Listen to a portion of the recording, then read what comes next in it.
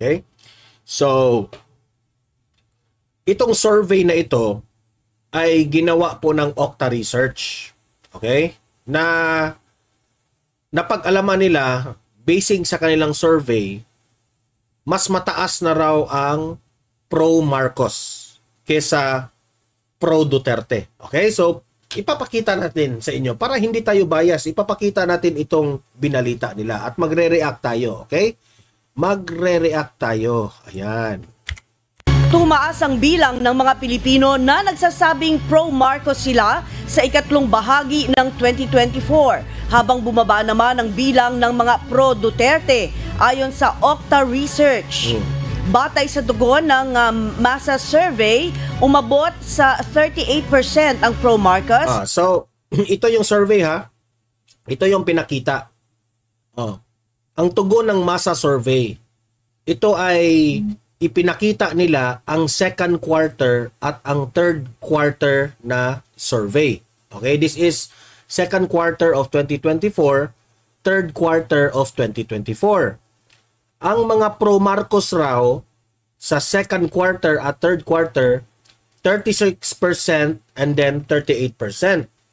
Pero ang pro-Duterte is 16% at 15%. So halos dinoble.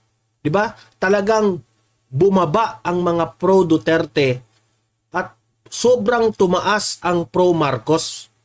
Ngayon, ang tanong dito, ito yung tanong. Totoo ba ito?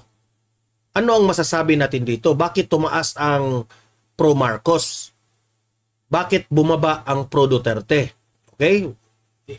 Yung independent, hindi muna natin yan pag-uusapan. Pag-uusapan muna natin ang Marcos at ang mga Duterte. Okay? So, bakit nagkaganito ang survey ng Okta Research? Okay? Yan ang ating itatalakay. Unang-una sa lahat, ako ha, sa totoo lang, magre-real talk tayo dito ha. Magre-real talk ako sa mga viewers ko. Ang tanong, bakit tumaas ng 36% sa second quarter at 38% si Bongbong Marcos? Ako sa tingin ko ha, nagtrumabaho na yung ayuda. 'Di ba? Sa administrasyong Marcos, nag-iikot si Martin Romualdez at si Presidente Bongbong Marcos sa mga ayuda-ayuda na yan. So syempre, may pagkabayas pa rin itong survey na ito. Okay? Siguro sa tingin ko, sinusurvey itong, sinusurvey nila yung area na nagbigyan ng ayuda. Kaya nagkaganito. Okay? And malaking factor na tumaas ang pro-Marcos at bumaba ang pro-Duterte. Sino ba namang hindi bababa na inaraw-araw na nila sa Kongreso? Tingnan nyo ang Kongreso. Sa lahat ng mga balita ng mainstream media, ibinibida na yung mga drug lords, ibinibida na yung mga jadik, di ba? Sa kanilang hearing. Tapos idinidiin nila na ang may kasalanan mga Duterte. Ang kasalanan dito si Duterte. Si Duterte ang may kasalanan dito. Yan ang lagi nating naririnig sa mga balita. Yan ang lagi nating nakikita sa hearing ng Kongreso. So sino ba namang hindi bababa na pro Duterte? Di ba? So nag-effect, sa madaling salita, nag-e-effect po. Nag-e-effect ang kanilang ginawa sa mga Duterte. Ang pagsira nila sa mga Duterte, sa paglaglag nila sa Duterte, nag-i-epekto na. Pero ang hindi ako maniniwala na talagang sobrang half, di ba? Imagine that one, 36% to 16%, ang pro Duterte 16%, halos dinoble. At dito sa third quarter naman, 38% ang Marcos, 15% lamang ang Duterte. So dinoble, sobra pa nga sa doble. Yun ang hindi ko maniniwala. 'Di ba? So nagtrabaho na yung tatlo. Unang-una, umepekto na yung ayuda. Pangalawa, umepekto na yung paninira nila sa hearing sa Kongreso. Okay? Yung script, yung umepekto na yung anong tawag dito? Yung script nila, yung yung sabi stick to the plan. Umepekto na yung stick to the plan. Yun ang pangalawa. Pangatlo, nagdududa po ako na itong survey na ito ay alam na this. Baka di natin alam, binayaran itong survey. Yan ang totoo. Kasi imposible. Bakit ko nasasabing imposible? Kung makikita mo sa social media, lahat ng mga balita sa social media, kung may balita po patungkol kay Bongbong Marcos, if you will try to check the comment section, lahat ng babatikos kay Bongbong Marcos, lahat galit kay Bongbong Marcos. Kung makikita mo sa YouTube, mismo ang mga mainstream media, tingnan nyo ang mga balita ng mainstream media, tingnan nyo yung comment section, lahat binabatikos si Bongbong Marcos at lahat pinupuri si Duterte. So kaya nagtataka ako, parang hindi ka panipaniwala. Okay? Sa social media, makikita mo talaga marami pong nakaka-appreciate ni Duterte sa kanyang ginagawa. Talagang nakakompare sila. Okay? Nakakompare sila sa trabaho ni Duterte at trabaho ni Bongbong Marcos. Ang layo po.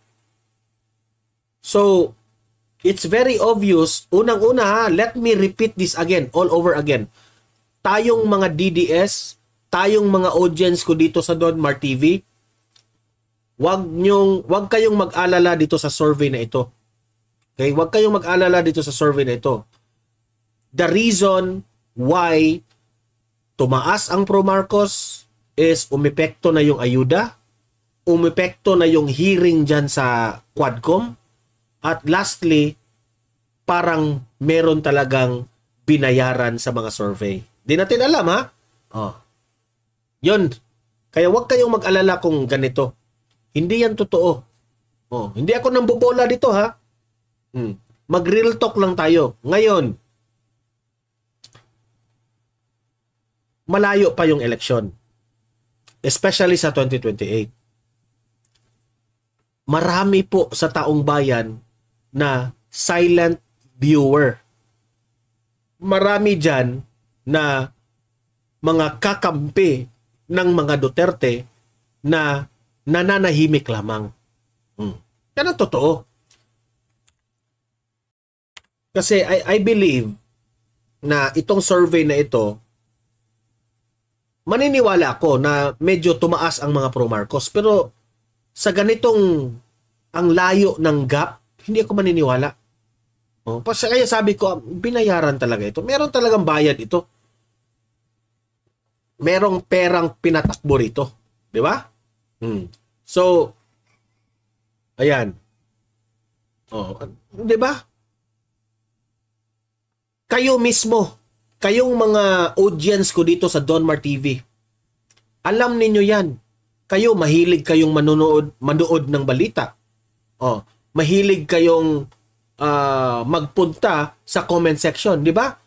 Mismo kayo, saksi kayo kung sino ang mas marami, Duterte or Marcos, di ba?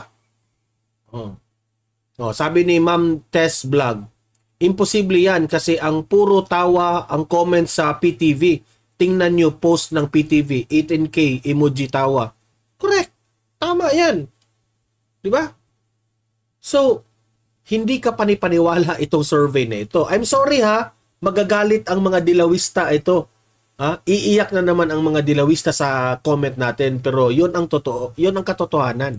Mas mataas ito ng 2% mula sa huling survey, habang bumaba naman ng 1 puntos ang pro Duterte mula sa 16% noong June 2024 survey sa 15% ngayong third quarter. Samantala, bumaba rin ng 5% ang dating 31% na nagsasabing independyente sila o walang sinusuportahan ang kampo. Crazy Brooks, magandang hapon. Ang nasabing survey ay ginawa mula August 28 hanggang September 2, 2024 sa 1,200 respondents nationwide. Ako sa totoo lang, no? There are times na tama yung survey ng Okta Research, no? Yung sometimes matino sila ba? Pero itong mga ganito, makikita mo talaga imposible, 'di ba? Parang hindi siya realistic yung survey. Hindi siya realistic kasi hello, lahat ng tao merong cellphone. Lahat ng tao nanonood ng balita at nakikita ang comment section. Hindi naman siguro bulag ang taong bayan. Di ba? Okay, so kaya ako, wala tayong dapat ipag-alala dyan sa survey na yan. Okay?